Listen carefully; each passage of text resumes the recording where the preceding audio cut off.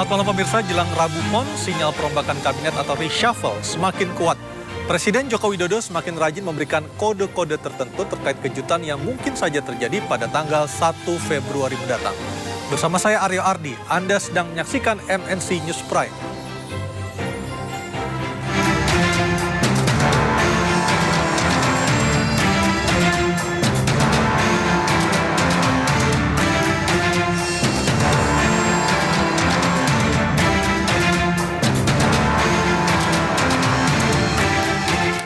Isu perombakan atau reshuffle kabinet semakin santer terdengar jelang Rabu Pon pada 1 Februari lusa. Presiden Jokowi pun angkat suara terkait kabar pergantian menteri di jajaran kabinetnya. Isu perombakan kabinet awalnya mencuat dari pernyataan Presiden Joko Widodo pada akhir Desember 2022.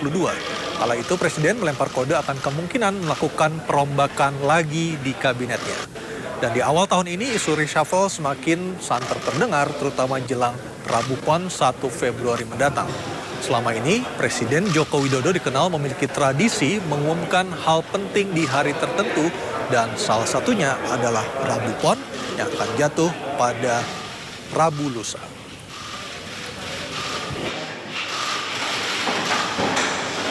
Hadirin, silakan.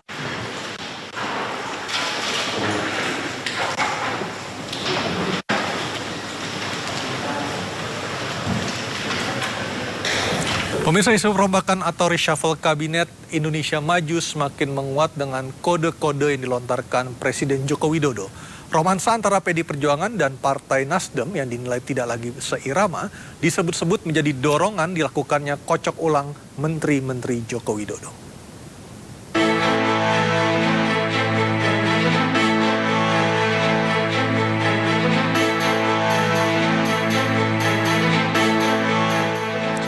Wacana reshuffle mengemuka, semakin nyaring seiring kode-kode yang mengalir dari bibir anggota partai koalisi. Presiden Jokowi bahkan merespon signal kocok ulang kabinet dengan kode hitungan hari. Menjelang Rabu Pon, isu tersebut semakin menguat lantaran Presiden Jokowi memiliki tradisi mengumumkan hal-hal penting di hari tertentu. Kocok ulang kabinet menguat ketika cengkrama antara PDI Perjuangan dan Partai memudar, tak lagi seirama dengan semakin dekatnya Pesta Demokrasi 2024. Bener. Ya nanti tunggu aja. Semuanya biasa-biasa saja.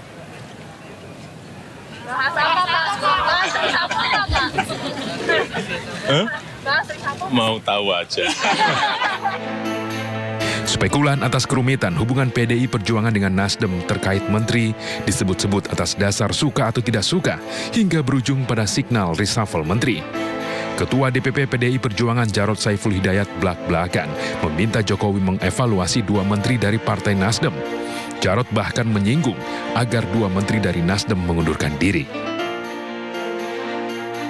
Nasdem yang masih menjadi rekan koalisi mengambil langkah anti-mainstream dengan mengusung Anies Baswedan sebagai capres di Pilpres 2024.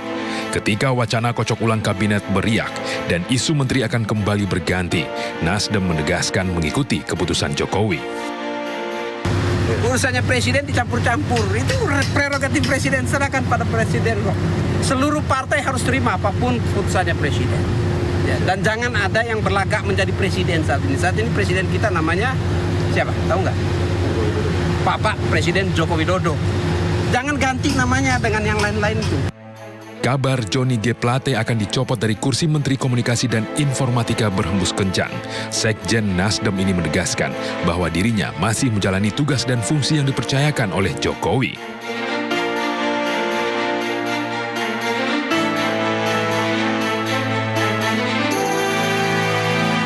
Ya pemirsa, wacana reshuffle kabinet semakin nyaring gaungnya, terlebih kini tinggal 2 hari menjelang tibanya Rabu Pon lusa. Presiden Joko Widodo meminta agar semua pihak menunggu terkait kejutan yang mungkin saja terjadi pada Rabu lusa. Lalu seberapa besar peluang kemungkinan adanya kejutan reshuffle kabinet di Rabu Pon dan siapa menteri akan tergeser dari posisinya? Kita akan membahasnya lebih dalam bersama Jerry Masi, Direktur Eksekutif Political and Public Policy, dan Arief Wibowo, Wasekjen DPP PD Perjuangan. Selamat malam, Mas Jerry, Mas Arief. Halo, Mas Jerry, Mas Arief bisa mendengar suara saya? Selamat malam. Jelas, Oke, jelas. clear ya. Saya ke Ya, jelas sekali. Apa kabar? Baik-baik. Ya. baik. Saya ke Mas Arief dulu. Mas Arief sebagai partai utama pengusung pemerintah, apakah sudah ada update lagi dari Istana tentang jadi tidaknya reshuffle pada Rabu lusa mendatang? Jadi itu kan wacana yang dilemparkan. Kemudian banyak orang membaca bahwa kemungkinan akan terjadi reshuffle. Nah, kalau ditanya ke saya tidak tahu karena itu benar-benar menjadi kewenangan presiden, otoritasnya presiden, prerogatif presiden. Jadi yang paling mengetahui soal itu adalah presiden. Nah, kalau di dalam dialog ini kita hendak mempersoalkan soal kabar Ya, Mas Arief suaranya masih kurang jelas terdengar Mas di on air saat ini. Iya. Halo? Halo. Iya Mas, silakan Mas. Apakah sudah jelas? Saya ke Mas Jerry dulu karena Mas Arief masih belum jelas suaranya. Mas Jerry, kalau kita melihat dari pernyataan Presiden terakhir kemarin mengatakan tunggu saja, mau tahu saja, kira-kira itu sebuah sinyal kuat atau tidak ya? Baik. Terima kasih buat Mas Aryo ya, buat teman-teman juga dan para pemirsa dimanapun berada. Kalau saya melihat begini itu, sinyalemen Jokowi itu memang ada dari bahasa linguistik verbalnya.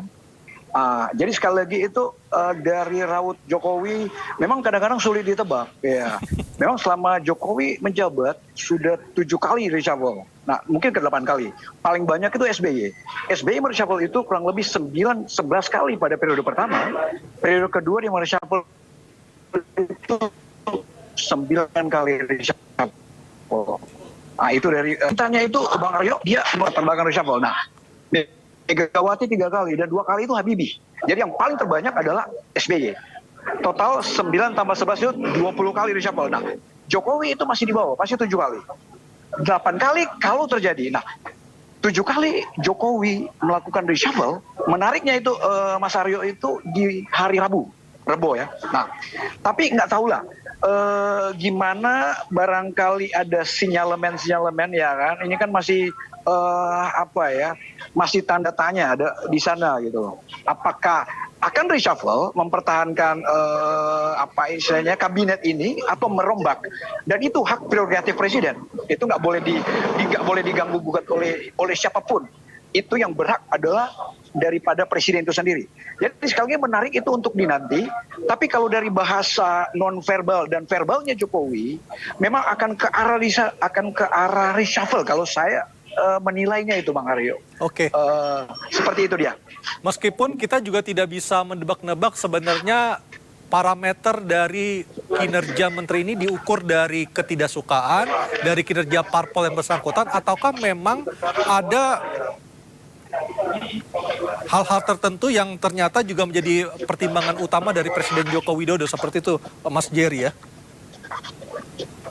Ya, kalau saya nilai begini ya, indikator-indikator itu kan ada ya. Mas Jerry, Mas kita Arief juga mungkin hold dulu, kita akan mengikuti jumpa pers ke Terminal 3 Soekarno-Hatta di Tangerang, Banten. Kita akan melihat keterangan pers dari Koalisi Perubahan terkait peta koalisi yang berlokasi di Terminal 3 Bandara Soekarno-Hatta, Tangerang, Banten. Kita akan bergabung dulu dengan tim liputan kita di sana. Tidak bisa menjawab pertanyaan kapan PKS akan secara eksplisit organisatoris mendukung Bapak Anies, kecuali kami harus berkonsultasi dengan lembaga pemilik otoritas yang bisa menentukan hal tersebut. Dalam hal ini adalah Dewan Pimpinan Tingkat Pusat, yang mana pada dasarnya DPTP ini merupakan Badan Pekerja Majelis Syuro PKS, yang diketuai oleh Ketua Majelis Syuro Habib Dr. Salim Segaf Al-Jufri. Karena itu kami terus berkoordinasi dan berkonsultasi dengan DPTP secara khusus dengan ketuanya, yaitu Bapak Habib Dr. Salim Segaf Al-Jufri. Dan terkait perkembangan hari ini pun, pertanyaan-pertanyaan yang menyangkut masalah dukungan eksplisit organisatoris PKS tentu saja harus kami konsultasikan kepada beliau. Nah, atas dasar itulah maka kami pada hari Jumat 27 Januari malam hari ya, take off sekitar 21.40 ya Pak Dirman. Kami pergi ke Istanbul karena kebetulan tadi sampaikan Pak Dirman juga Ketua Majelis Syuro PKS dan juga Presiden PKS sedang ada dalam rangkaian perjalanan tugas mereka yang juga nanti akan melaksanakan ibadah umroh. Nah, karena itu saya sebagai Ketua tim PKS di dalam tim kecil ini, saya berangkat ke sana ditemani Bapak Sudirman Said untuk berdiskusi dan berkonsultasi dengan Habib Dr. Salim Segaf Al-Jufri di sana. Alhamdulillah kami tiba pagi hari di sana dan kemudian malam hari kami bertemu dengan beliau dan kami mengadakan diskusi. Di sana ada juga Presiden PKS Bapak Ahmad Saiku. Kami diskusi cukup panjang ya. Ya dimulai sekitar jam 19 waktu sana, tidak berakhir sekitar 01 ya dini hari di sana. Alhamdulillah pertemuan dan konsultasi berjalan sangat baik. Nah, Bapak Ibu sekalian, dari diskusi-diskusi tersebut dan konsultasi tersebut, saya mendapatkan pesan dari mereka berdua untuk disampaikan kepada keluarga besar PKS secara khusus dan juga kepada masyarakat Indonesia secara umum. Dan karena itulah saya dalam kesempatan ini ingin menyampaikan dua pesan penting dari Ketua Majelis Syuro PKS, Dr. Habib Salim Segaf Al-Jufri. Yaitu yang pertama, sebagaimana ditunjukkan dalam tim kecil koalisi partai-partai pendukung Anies Rashid Baswedan, PKS konsisten menjadi bagian dari koalisi partai-partai pengusung Anies Rashid Baswedan tersebut di Pilpres 2024. Sehingga koalisi ini memenuhi parlemen presidensial threshold 20%. Kedua, PKS akan menyampaikan dukungan eksplisit organisatoris kepada Bapak Anies Rashid Baswedan sebagai Baca Pres 2024-2029 pada rapat Badan Pekerja Majelis Syuro PKS yang bersamaan dengan Rapat Kerja Nasional atau Rakernas DPP PKS pada tanggal 24 Februari 2023. Meskipun demikian, tidak tertutup kemungkinan akan terjadi percepatan sesuai dengan dinamika politik yang berkembang, terutama setelah Ketua Majelis Syuro PKS dan Presiden PKS kembali ke tanah air pada 3 Februari tahun 2023. Informasi penting ini segera kami bawa ke tanah air pada kesempatan pertama. Oleh sebab itu kami tadi berangkat pada flight pertama dari Istanbul jam 2.40 take off ya. Atau waktu Indonesia jam 6.40. Alhamdulillah kami baru tiba jam 18.30 di tanah air ini dengan lancar dan selamat. Kami ingin pesan penting ini segera diketahui oleh masyarakat secara luas sehingga memberi kejelasan tentang sikap politik PKS dan tidak lagi menimbulkan pertanyaan-pertanyaan atau spekulasi-spekulasi kemana arah dukungan PKS di Pilpres 2024. Untuk itulah kami sampaikan kepada awak media pada kesempatan pertama kami tiba di tanah air, yaitu saat ini di sini di Bandara Internasional Soekarno-Hatta. Demikian yang bisa kami sampaikan kepada seluruh masyarakat Indonesia yang kami cintai dan kami banggakan. Mohon maaf jika ada hal-hal yang kurang pantas. Tidak ada niat sedikit pun dari kami membuat tidak nyaman siapapun. In uridu illal islah mastata'tu. Tidak ada yang kami inginkan dan kami rindukan selain kebaikan-kebaikan bagi seluruh rakyat Indonesia. sekuat kemampuan yang kami miliki. Saya mohon kepada Allah Subhanahu wa Ta'ala, Tuhan yang Maha Kuasa dan Maha Pengampun. Wallahu a'lam bishawab. Wassalamualaikum warahmatullahi wabarakatuh. Demikian yang saya sampaikan. Terima kasih Pak Dr. Jadi pertanyaan jelas ya, bahwa PKS konsisten dengan dukungannya kepada Pak Anies dan tetap berada dalam koalisi perubahan. Tadi juga jelas dinyatakan schedule sudah ditetapkan selambat-lambatnya pada Rakernas, tapi bisa lebih cepat dari itu untuk diupacarakan deklarasinya. Tapi pernyataan itu sudah menyampaikan bahwa PKS dengan tegas, dengan jelas mendukung Pak Anies Baswedan. Itu menyusul yang telah dilakukan oleh Partai Demokrat beberapa waktu lalu. Dan karena itu pada kesempatan ini mohon Pak Sekjen menyampaikan komentar atau pandangan. Silakan. Pak Mudamil, mohon Pak Sekjen, kembali. Terima kasih Pak Sudirman Said, rekan-rekan media, Pak Sudirman, Pak Mudamil, Pak Dikil, rekan yang hadir pada hari ini. Ya tentu Partai Demokrat mengapresiasi tindakan, gerakan, tahapan yang dilakukan oleh PKS. Kami juga menghargai. Tetapi tadi disampaikan oleh Pak Sohibul, setelah acara di rumah Pak Anies pada hari Jumat, karena keseriusan PKS, malamnya pukul 9 beliau langsung berangkat ke Istanbul untuk mendapatkan arahan dari Ketua Majelis Suro dengan Presiden PKS. Tentu hal ini kami apresiasi, Pak. Kami juga merasa bahwa soliditas kita ini luar biasa. Semua langkah-langkah untuk memenuhi harapan publik terhadap terbentuknya koalisi perubahan itu sudah terjawab pada hari ini. Tinggal kembali tentu semua itu nanti akan diformalitas oleh 3 ketua umum untuk menandatangani keputusan bersama meresmikan Bapak Anies Baswedan sebagai bakal calon presiden yang diusung oleh 3 partai yang kalau dikumulasikan untuk presiden levelnya sudah melebihi 20% atau kalau tidak salah saya sekitar 28%. Jadi sekali lagi kami mengucapkan terima kasih kepada PKS. Tentu kami ketiga partai ini ya intinya adalah ingin memberikan sebuah poros alternatif harapan publik, dan kami 3 partai ini tentunya hanya bisa mengantarkan,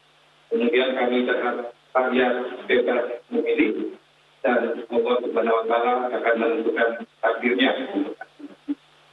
Dan itu adalah niat baik kami, dan niat kami adalah niat rekonsiliasi, dan untuk dapat mempunyai atau memperjuangkan seorang tokoh hak untuk dipilih, dan tentunya kepada masyarakat Indonesia juga hak untuk memilih. Jadi semoga ikhtiar politik kami ini, mohon bertanya kepada Indonesia juga dapat aminkan. Demikian, sekali lagi terima kasih. Wabillahi taufiq wal hidayah. Assalamualaikum warahmatullahi wabarakatuh. Waalaikumsalam. Terima kasih Pak Presiden. Saya ingin menutup dengan beberapa poin saja menggarisbawahi yang sudah disampaikan para pembicara. Pertama, kita semua bersyukur dalam bersatu dukungan dari partai-partai politik resmi diputuskan. Ini adalah wujud kepercayaan besar kepada Pak Anies Baswedan, tetapi juga wujud kepercayaan besar dan harapan akan hadirnya perubahan yang dinantikan oleh orang banyak. Kami semua rekan-rekan yang bergabung dalam koalisi perubahan berbesar hati. Karena pada hari ini Pak Anies adalah bakal calon presiden yang pertama kali mendapatkan dukungan resmi dalam jumlah yang cukup. Ini artinya bahtera perjuangan koalisi perubahan segera bersiap untuk berlayar menempuh berbagai tantangan. Selanjutnya dalam waktu dekat, para pimpinan puncak partai politik akan bertemu untuk menyusun, menyepakati piagam berkoalisi, dan pada waktunya insya Allah akan dilakukan deklarasi bersama seluruh partai politik pendukung Pak Anies Baswedan. Kami mohon doa dan dukungan dari seluruh rakyat Indonesia agar semua ikhtiar memenuhi tugas konstitusi ini dapat berjalan dengan baik dan bermanfaat sebesar-besarnya bagi Republik tercinta.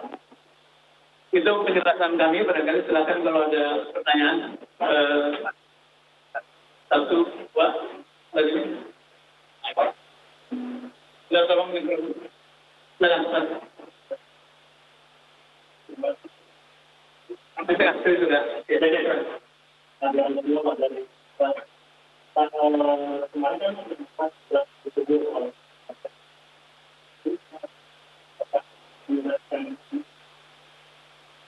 Ya, terima kasih. Saya kira terkait sikap masalah cawapres ini, itu sudah jauh-jauh ya, PKS itu memiliki sikap bahwa proses penentukan cawapres itu memang semua partai berhak mengajukan, tetapi pada akhirnya pemilihannya itu diserahkan kepada capres. Ya, tentu saja melalui satu mekanisme yang objektif, misalnya masalah elektabilitas dan sebagainya. Tapi jelas yang menentukan cawapres. Ya pemirsa, baru saja kita ikuti jumpa pers dari Koalisi Perubahan yang menyatakan tadi PKS melalui juru bicara yang mengatakan komitmennya untuk tetap mendukung Anies Baswedan sebagai bakal calon presiden, dan artinya Anies Baswedan sudah mengantongi lebih dari 20% sebagai persyaratan untuk bisa maju sebagai bakal calon presiden dalam Pilpres 2024 mendatang.